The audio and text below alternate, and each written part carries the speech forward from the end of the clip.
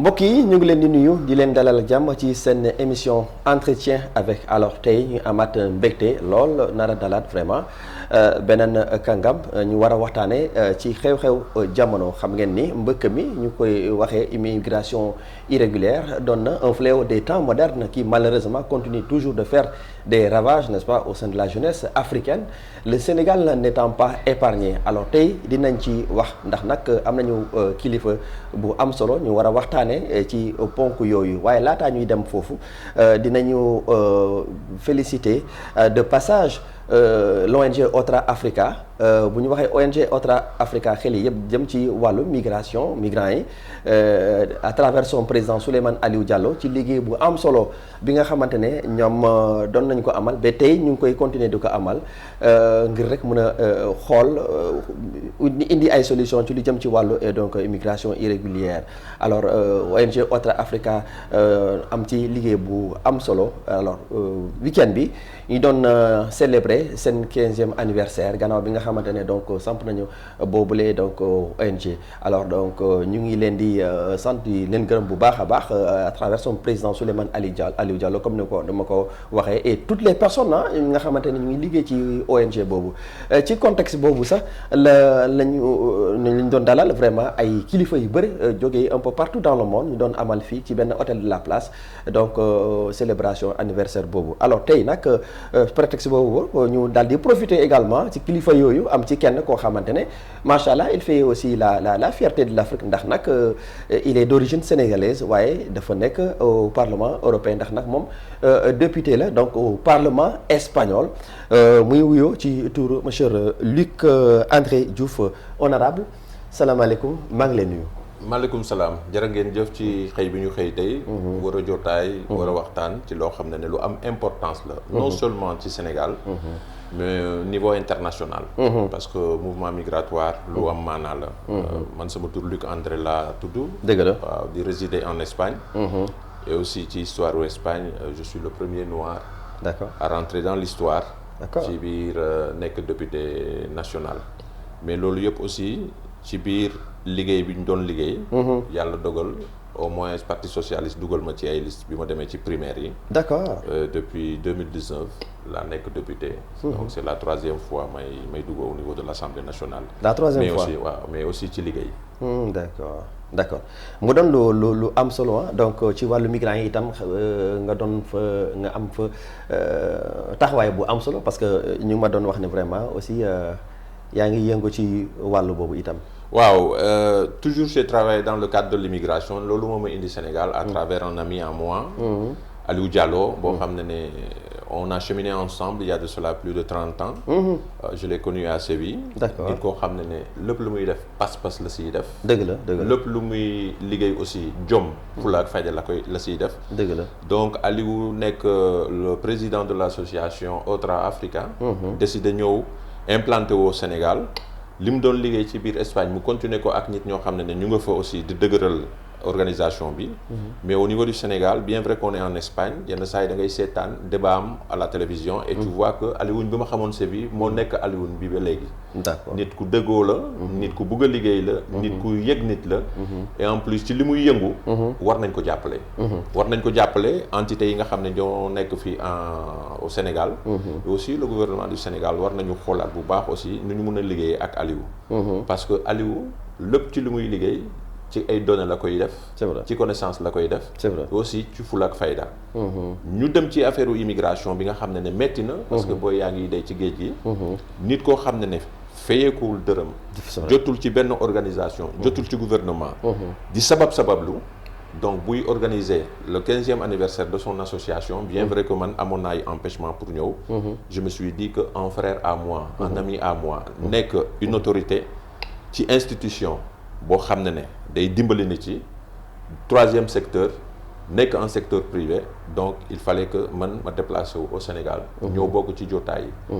hier on a travaillé ensemble. d'accord dama bëggoon ñëw ci boobu lay anniversaire bi sax ci boppam yow tey jii 15 ans ça se fête quand même et mais aussi c'est l'occasion de faire un bilan parce que bu ñu waxee anniversaire da ngay xool aussi nattu sa bopp par rapport ak fi nga toll woon tey après 15 ans d'existence ci ONG Otra Africa tey seen président bi muy sa xarit tey ban appréciation ngay def par rapport ak liggéey bi nga xamante ne amaloon nañ ko. non mais valoration positive lay def. valoration positive parce que am na ay entités yoo xam ne dañoo juddu mais yàgguñu. ñu tas ba léegi.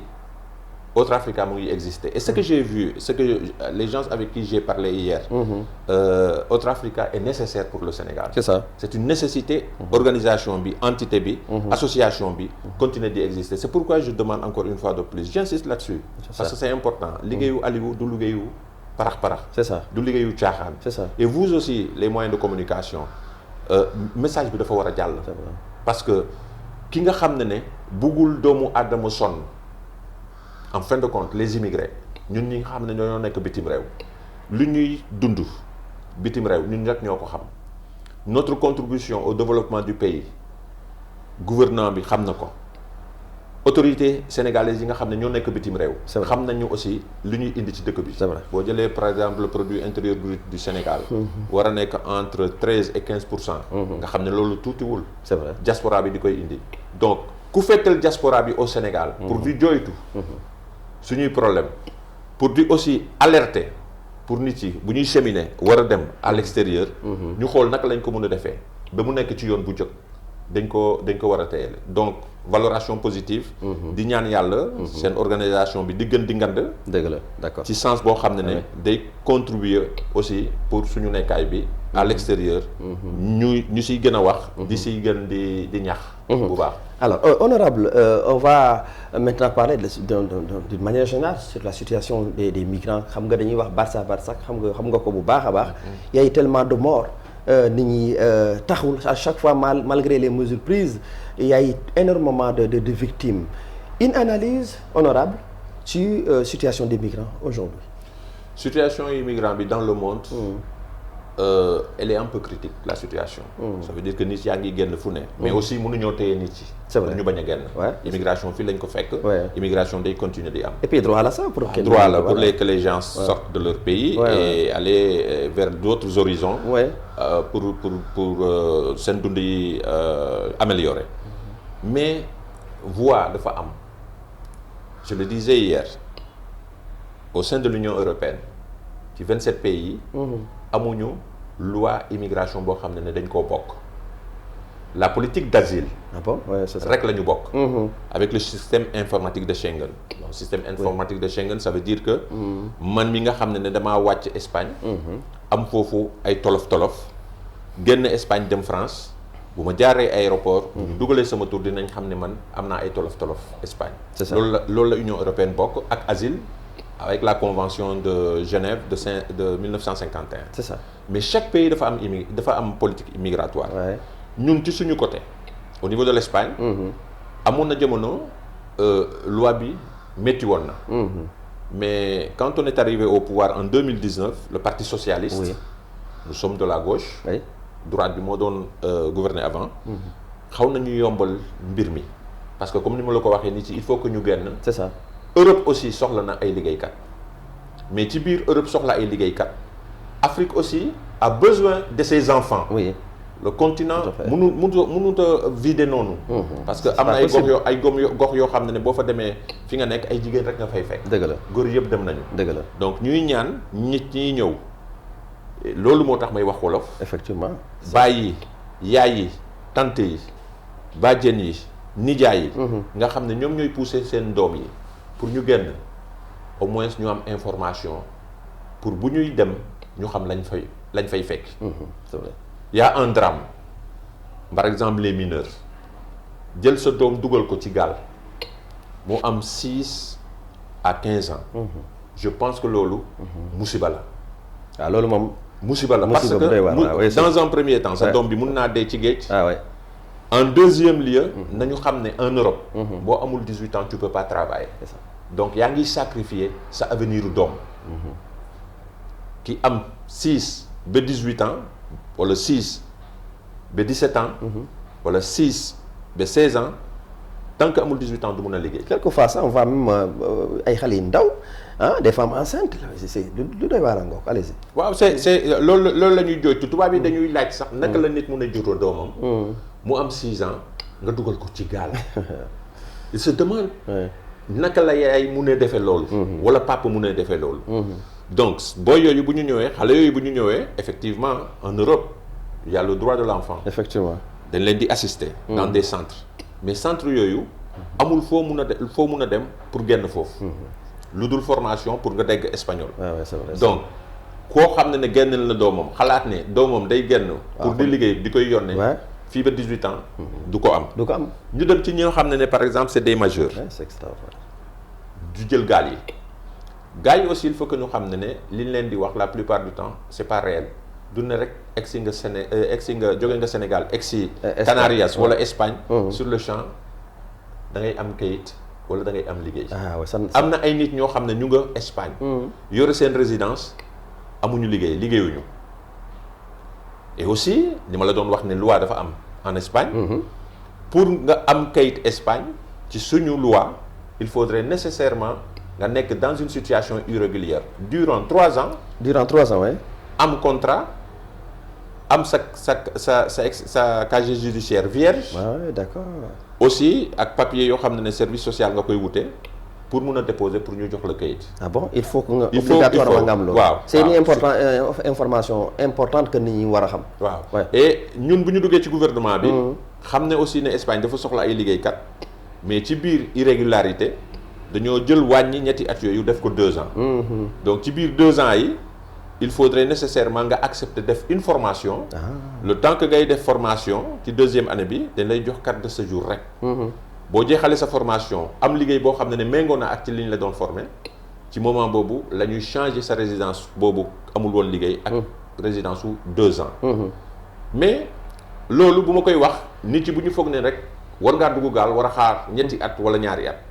ñaari at yooyu ngay toog te nekkoo dans une situation régulière. 3 ans yi ngay toog te amoo kayit. police bu la contrôler bu la jàppee. waaw doo nekkati dans un centre d'accueil dañ lay yóbbu dans un centre d'internement. La différence entre centre accueil ak centre d'internement. mooy que le premier centre d'accueil. c'est géré par des organisations non gouvernementales entre organisations yi Croix-Rouge mu nga fa ñiy demander asile la commission espagnole d'aide aux réfugiés mu nga fa. donc centre yooyu ngay toog doo am autant de liberté. doo am autant de liberté boo leen dekkee da ngeen di génn doxantu ji heure añ bu jotee da ngay dugaat heure reer bu jotee da ngay dugg mais amul wuti liggéey wala mun a def dara. mais duñu la former aussi ci dara aussi. non formation bi peut-être pour jàng espagnol. ah oui d'accord ok donc boo jógee ci centre boobu ñu génn la foofu parce que c'est pas éternel. nga war a toog ci centre. nga génn ci centre boobu wala nga jëlal décision sa bopp ne da ngay génn. là buñ la téyee dañ lay yóbbu ci centre d'internement. centre d'internement bi ma doon wax différence am jox naa bu njëkk bi. effectivement beneen bi foofu nag juge mooy décider pour ñu dugal la parce que police moo la téye. waaw amoo benn kayit. ci jamono ju tu as 2 mois ci 2 mois yi mun nañ la refouler delloo si la sa dëkk. ah bon waaye gars yi ñuy refouler c'est normal. ouais c'est ça. parce que situation irrégulière la. donc bu ñu ci gëm ne boo wàccee rek. automatiquement am nga kayit wala boo wàccee rek. commencé nga liggéey. c'est pas comme ça c'est un peu compliqué. d'accord nit yi xam ne en Espagne ci biir Europe pays bu nekk mu ngi ak loi. mais honorable est-ce que foofu xawul métti tuuti pour d'autant plus que ñu ngi doon wax ne mbir migration droit la parfois je vois que léeg-léeg dañuy durcir un peu les mesures et c'est une bonne occasion donc pour ñu dugg ci par rapport aux mesures ak loi yi nga prise des lois c'est pas seulement en Espagne même en France récemment si nañu vraiment ci seen assemblée nationale mesures yi nga xam ne jël nañ et c'est pas parfois aussi un peu trop sévère ci ne des pays yoo xamante ne naam seen doole dafa tuuti waaye y a ce qu'on appelle ce type de partenariat ça entre États yi est-ce que parfois ces mesures ne sont pas aussi vraiment dur quoi. ñu ngi koy jooytu. loolu moo tax ci sama première intervention. je parlais des lois de chaque pays. oui c'est vrai ne la ne aussi lu ñu bokk rek moom mooy asile politique. ak système Schengen.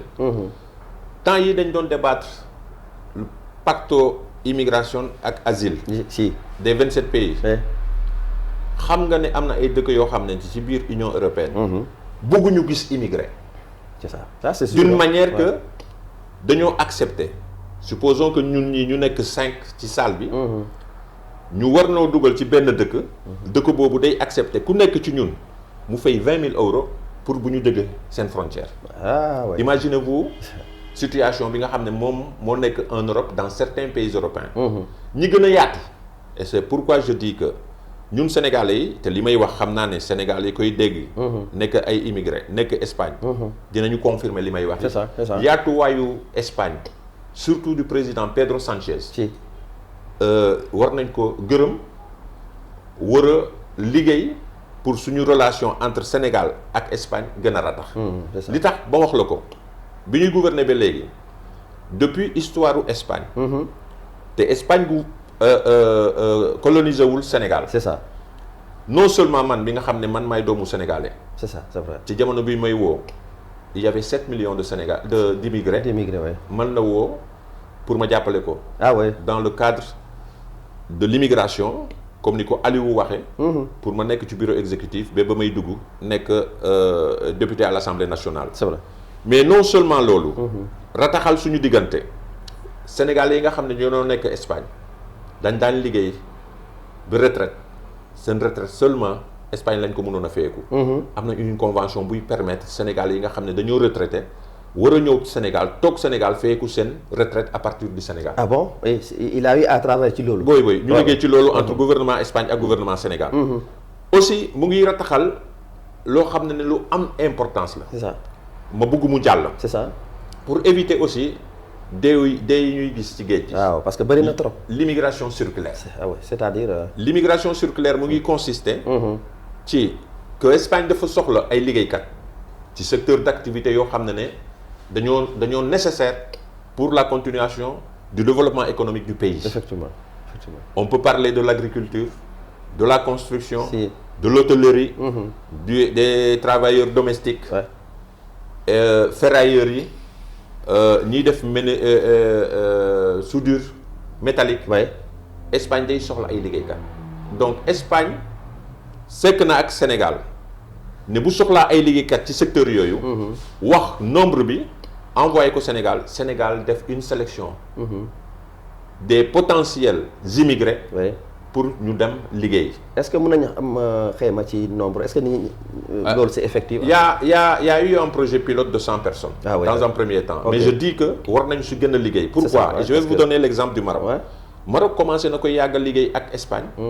année passée 15 000 personnes ñoo ñëw jóge Maroc. pour ñëw liggéey dans l'agriculture. mais li tax ci projet boobu. ci projet boobu. immigration circulaire mais li tax ba si Maroc bi sax. li tax muy yokku.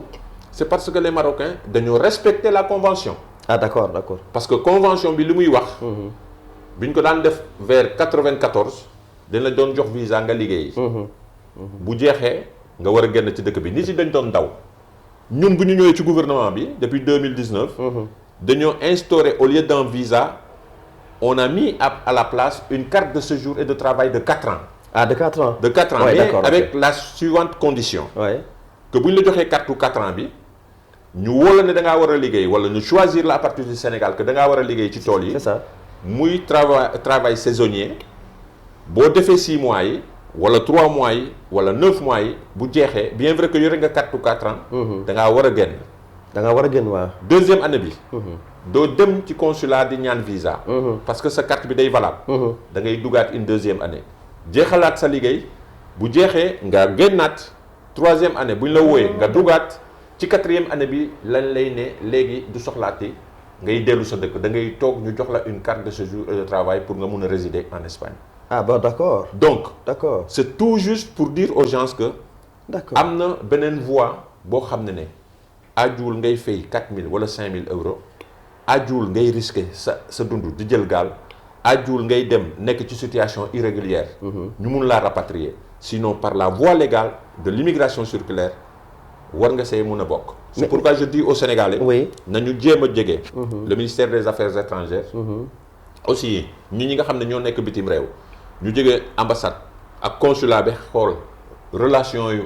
entre Espagne ak Sénégal. dans le cadre de l'immigration circulaire.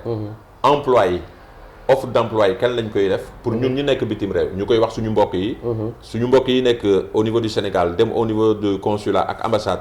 ak affaires étrangères di laajte pour bu ñuy def sélection au moins ñu mun a participer. mais xam nga loolu mesures yooyu dafa baax mais xam nga parfois man dama xam ni dama jàpp ne peut-être que c'est un problème d'information. Parce que li nga wax ni am na solo. alors soit c'est un problème d'information qui se pose ou bien aussi parfois.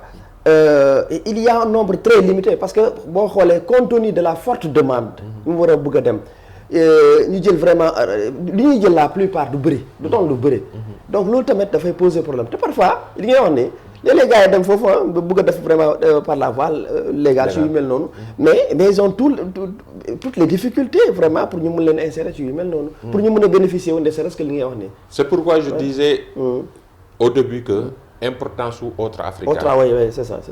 Horizon sans frontières. ak yeneen organisation yoo xam ne ñu ngi yëngatu. ci lépp loo xam ne jagalal dëkk bi la. dëgg la jagalal réew mi la. rataxal diggante Sénégal.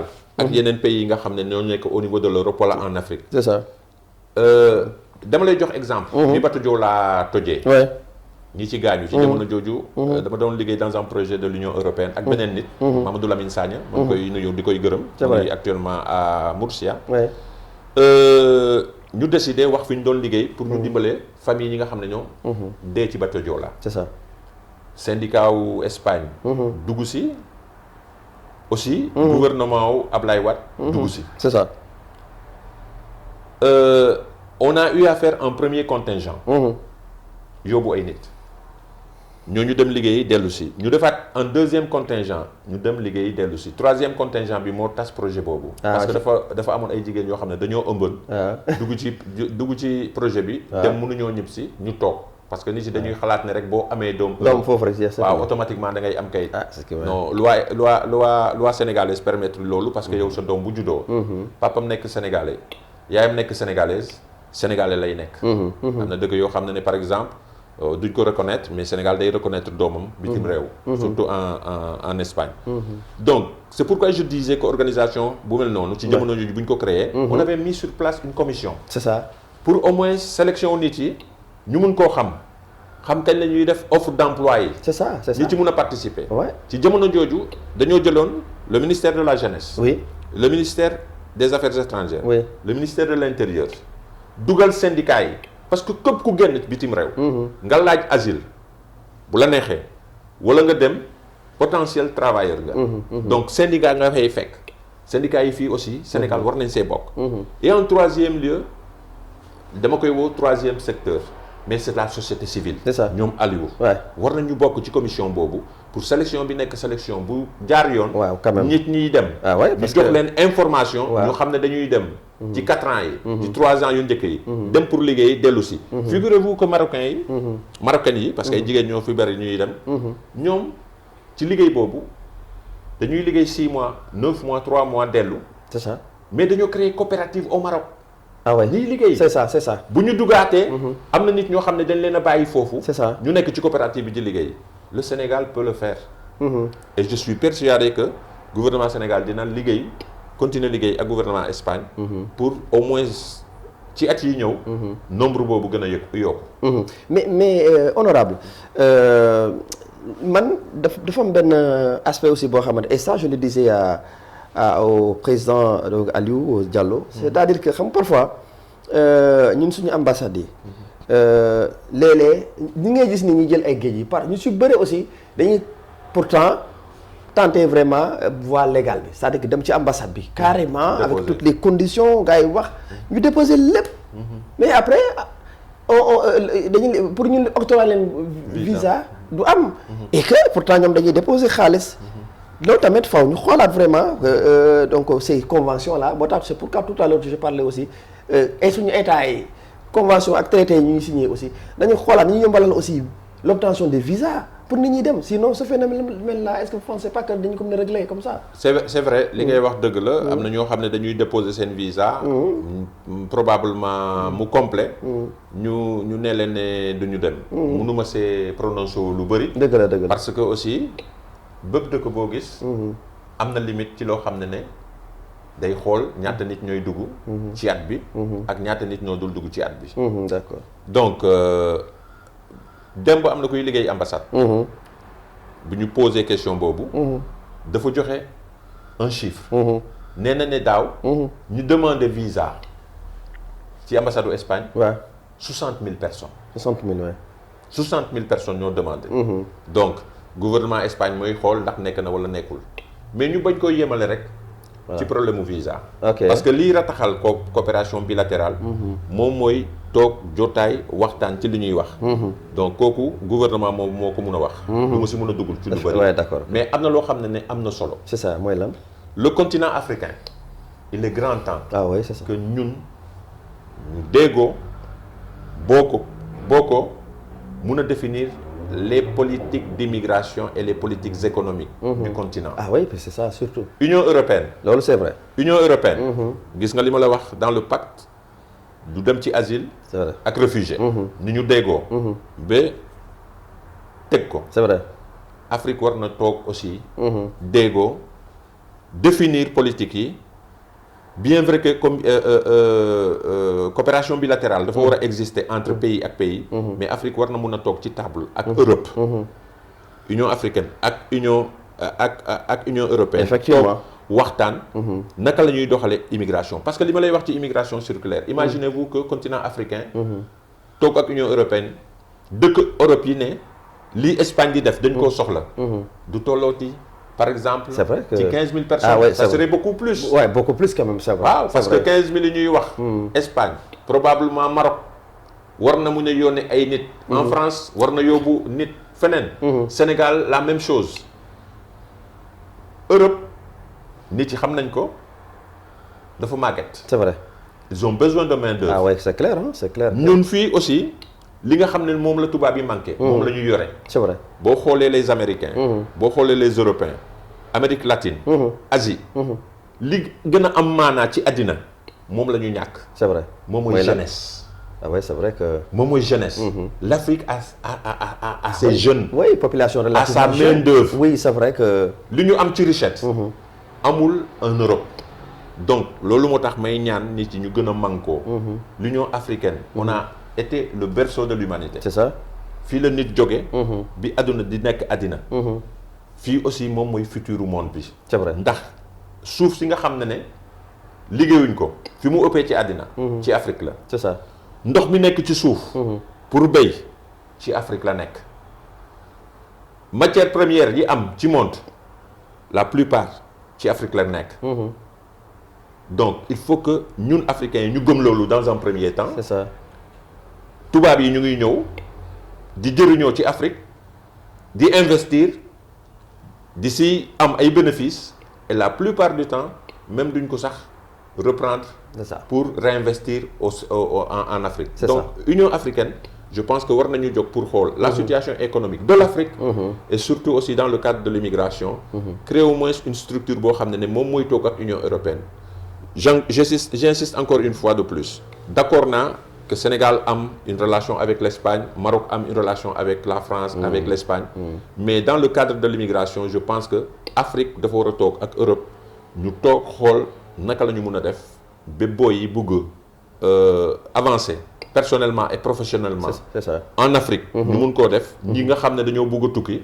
du ñu amati problème ñu am au niveau des ambassades bu ñuy déposer visa. effectivement am condition yoo xam ne dañ leen di permettre comme tubaab yi ñuy duggee. ñoom ñu mun a dem aussi bitim réew. c'est ça alors peut-être la toute dernière question alors mooy déjà vous êtes député au Parlement espagnol mais d'origine africaine comment comptez-vous mener vraiment ce combat aussi pour que effectivement situation liée à l'immigration irrégulière vraiment mu am vraiment des lendemains meilleurs sinon ñu mën ko éradiquer. mais ci loolu lay yëngu. Aliou bi ñu nekkee ci organisation bi ñu créé la FAOC. et mu nekkoon nit ku am xarañ ci jamono jooju. foofu.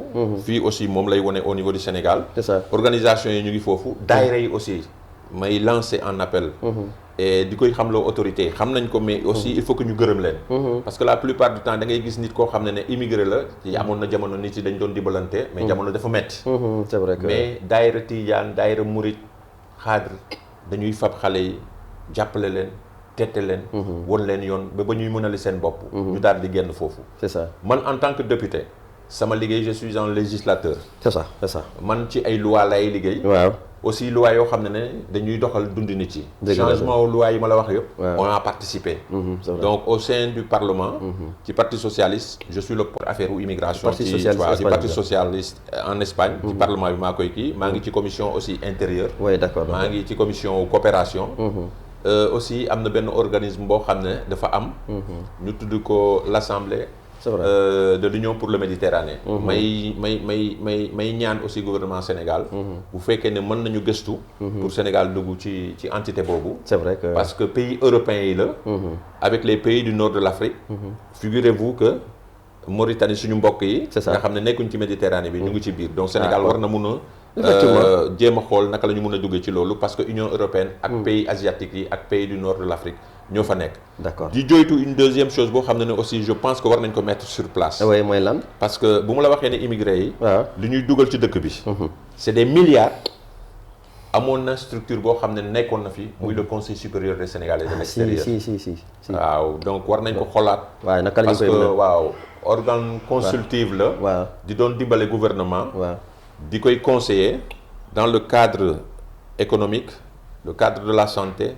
le cadre de l'immigration ak yeneen facettes yi nga xam ne daal mënoon na dëgëral liggéeyu gouvernement bi. permettre aussi ñu xam lan la diaspora bi soxla. parce qu'on fait presque 4 millions de Sénégalais à l'extérieur. oui c'est vrai et mënuñoo bàyyi ci ginnaaw. dëgg la ñun mënuñoo fàtte suñu dëkk. dëgg la c'est vrai comme man ni ma nekkee Sénégalais. am nationalité espagnole. nekk député à l'Assemblée nationale. c'est ça dañuy naan ne nit ki.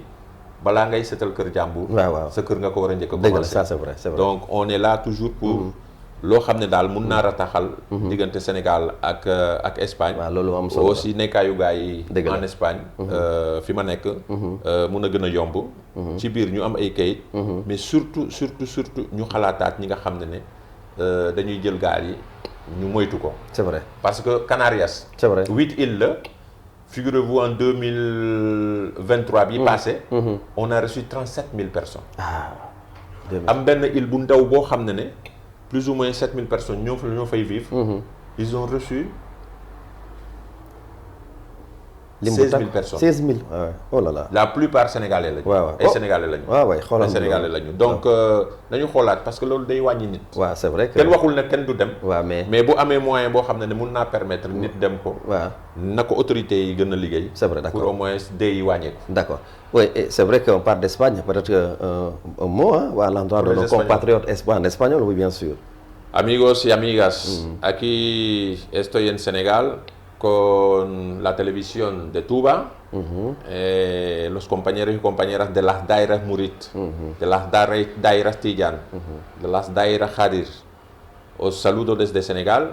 He venido para asistir a un encuentro que ha organizado la asociación Otra África, liderado por el presidente Aliou Diallo, que estuvo con nosotros en la FAOSE, que está ahora afincado en Senegal y que está fajándose, trabajando duro para que el valor que tiene la inmigración pueda ser reconocido por las autoridades, tanto senegalesas como las españolas. Hemos estado aquí en Dakar durante 2 días trabajando con personas del ambiente de las migraciones, especialistas de las migraciones, responsables del gobierno de España y también la representación del consulado y de la embajada de Senegal aquí en Dakar, de España en Dakar. Sí. También hubo ayer algo que me gustó mucho con los alumnos de medicina y también los que están como técnico en energía solar energético que han recibido sus diplomas. Lo digo una vez más, Aliou está aquí, pero me siento representado por él y me imagino que todo inmigrante que sepa lo que está haciendo Aliou sabe que nadie se va a olvidar de nosotros. Lo único que pido a los compañeros y a las compañeras que sigamos creciendo, que sigamos trabajando en la medida de lo posible. Y también un mensaje, nosotros somos los valedores de lo que podemos recibir y lo que podemos hacer en España. Sería importante también esta sensibilización de decirle a la gente que cogen el camino de los cayucos y de las pateras, de intentar en la medida de lo posible entrar en la inmigración circular, porque hay un convenio que se ha firmado entre España y Senegal, y creo que esta vía puede hacer que evitemos las muertes. Y también los que tengan sobrinos menores de edad, intentar hablar con los padres para que estos niños no pierdan su vida en el camino, ni pierdan su infancia viniendo sabiendo que menos de 18 años no van a poder trabajar. Merci beaucoup, gracias. De nada. Gracias. A ustedes por haber venido. Voilà, je vais dinaa jàng donc espagnol di ma ko jàngal inchallah. Tu as Aliou qui est là aussi. Il parle espagnol. Voilà, donc merci donc honorable. En tout cas kontaan nañ trop. Malgré ce calendrier assez chargé, mais vous avez bien voulu nous accorder cette interview. Alors kontaan nañ trop. Alors inchallah dinañu daje ci yeneen circonstances ñu mën a amal jotaay bu mel nii pour nit ñi aussi mën a comprendre. En tout cas kontaan nañ trop ñu ngi lay souhaiter vraiment très bon séjour à Dakar et bon retour également en Espagne ci liggéey bi nga xamante ne yéen a ngi koy def. Mbokk yi lii moo nekkoon seen émission entretien avec alors tey jii comme ni ko waxee on avait donc l'honneur et le plus grand plaisir de recevoir monsieur Luc André Diouf. Il est député au Parlement espagnol. mu yëngu lool ci wàllu migration également dégg ngeen li nga xamante ne loolu la indi comme ay explication par rapport ak mbir mbëkk mi mu doon loo xamante ne lu jaaxal ñëpp la ñu ngi leen di sant di leen gërëm Ibrahima Ba ñu ngi lay sant di la gërëm Amadou Ba également ñu ngi leen di sant ak toute l'équipe on va se donner rendez-vous donc inchallah ci beneen numéro seen émission entretien avec merci beaucoup au revoir.